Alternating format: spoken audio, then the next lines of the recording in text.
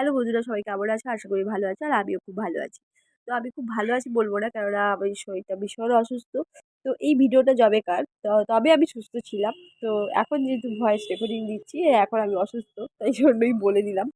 কেননা কণ্ঠটা অন্যরকম শোনাতে পারে। তো এটা বুধবারের ভিডিও। তো আজ আমি আপলোড দিচ্ছি। কারণ আমি ব্যস্ততার মাঝখানে পারিনি আপলোড দিতে। তো বুধবারের ভিডিও।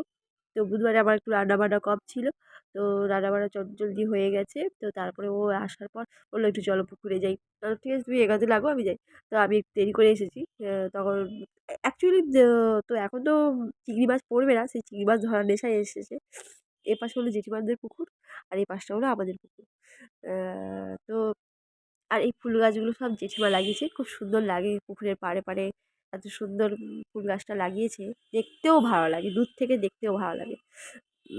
খুব সুন্দর মানে মানে এখন এখনকার গাঁদা ফুটছে সব। যাই হোক, তো এখন রোদ উঠে গেছে মানে চিংড়ি মাছ সেরকম পাবে না, আর পাওয়া যায়ও না। তো তবুও একটা নেশা, যার নেশা আছে মানে তাকে তো আটকানো যাবেই না। আমি বলছি অনেকক্ষণ থেকে, উঠে এসো উঠে এসো।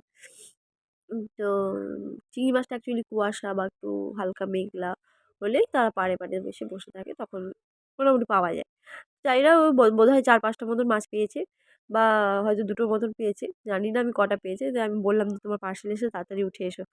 যে চলে এসেছে, পার্সেলটা নিয়ে নিল। এখানে পয়সা পেমেন্ট করছে। তো পার্সেলটা কী এলো সেটা তো তোমরা বুঝতেই পারছো। সেটা পরে একদিন দেখাবো। উম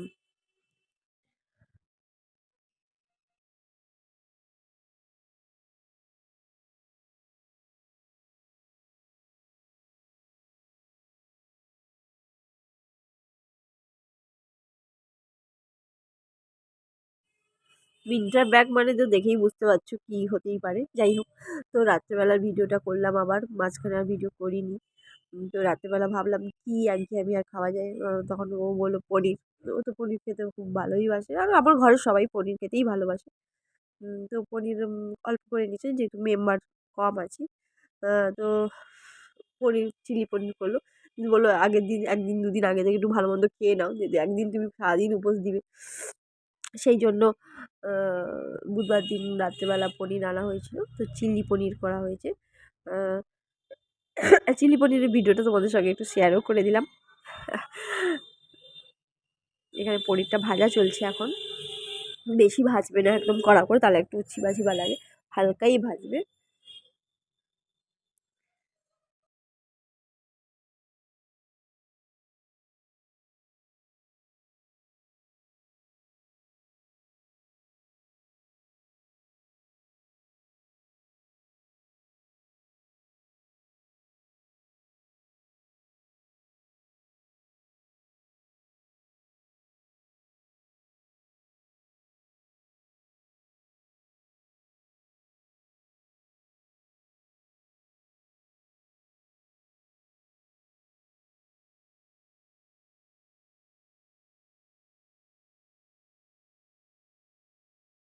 পনিরটা ভাজা হয়েই এসছে হালকা, হালকা লাল, লাল করে।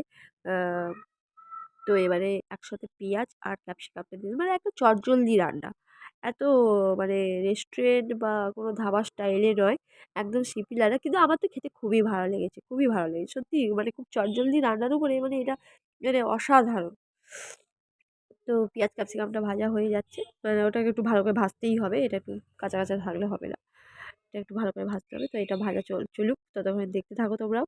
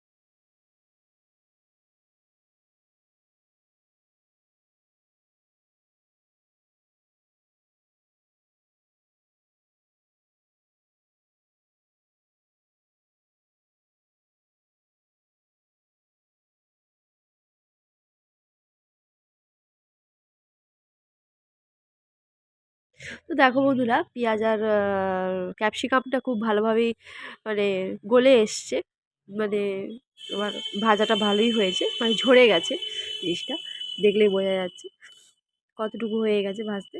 তো এবারে কাঁচা লঙ্কাগুলো দিয়ে দিল চিড়ে, তারপরে আদা রসুনের পেস্ট একসাথে পেস্ট করে দিয়ে দিয়েছে, আদা রসুনের পেস্ট করে দিয়ে দিয়েছি, তার সঙ্গে দুটো তিনটে কাঁচা লঙ্কাও বোধহয় পেস্ট করেছে। যাই হোক, এটা ওর মেনু, মানে ওই রান্না করে খাওয়ায়। আহ, তো এটাকে একটু ভালো করে কষানো হবে।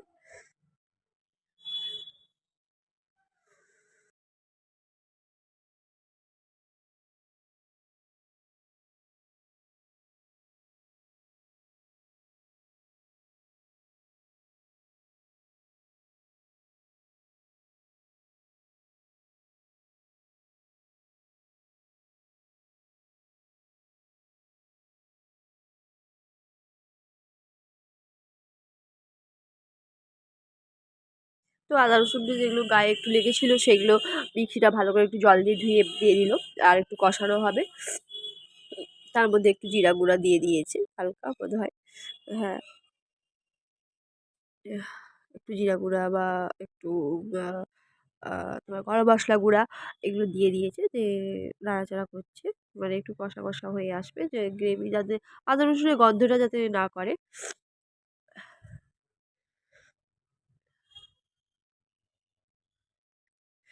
একটু চিনি দিয়ে দিল হালকা, অল্প একটু চিনি দিল, বেশি নয়, যেহেতু এটা একটু ঝাল ঝালই ভালো লাগবে খেতে, কারণ আমি তো পরোটা করেই রেখেছি। আহ,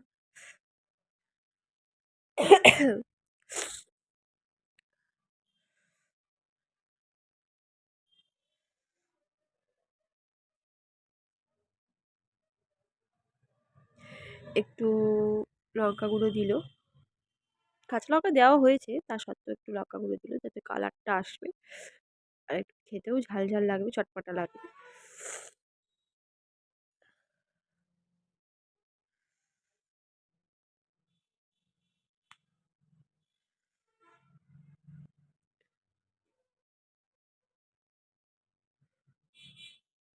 তো দেখো বন্ধুরা, এরপরে দিল একটু সয়া সস, তারপরে চিলি সস, আর তোমার টমেটো সস, ব্যাস। অ্যাকচুয়ালি মানে মেন তরকারির পার্ট কিন্তু শেষ এখানেই, ব্যাস হয়ে গেল রান্না। এরপরে তো একটু জল ঢেলে যাতে একটু ফুটানো হবে, পনিরগুলো যাতে একটু ফুলবে।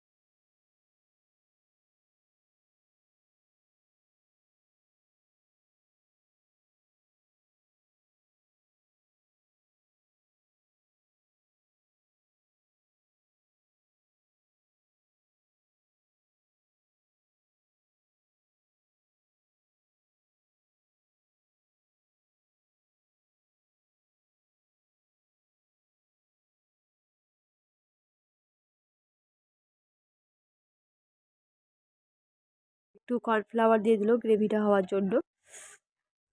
তো বন্ধুরা, সবাই ভালো থাকো, আর আমরা রাতের ডিনারটা শেষ করলাম, তোমরাও রাতের ডিনারটা কী করলে অবশ্যই কমেন্টে জানিও, আর শিব চতুর্দশী রাতে কী করছো সেটা অবশ্যই বলো।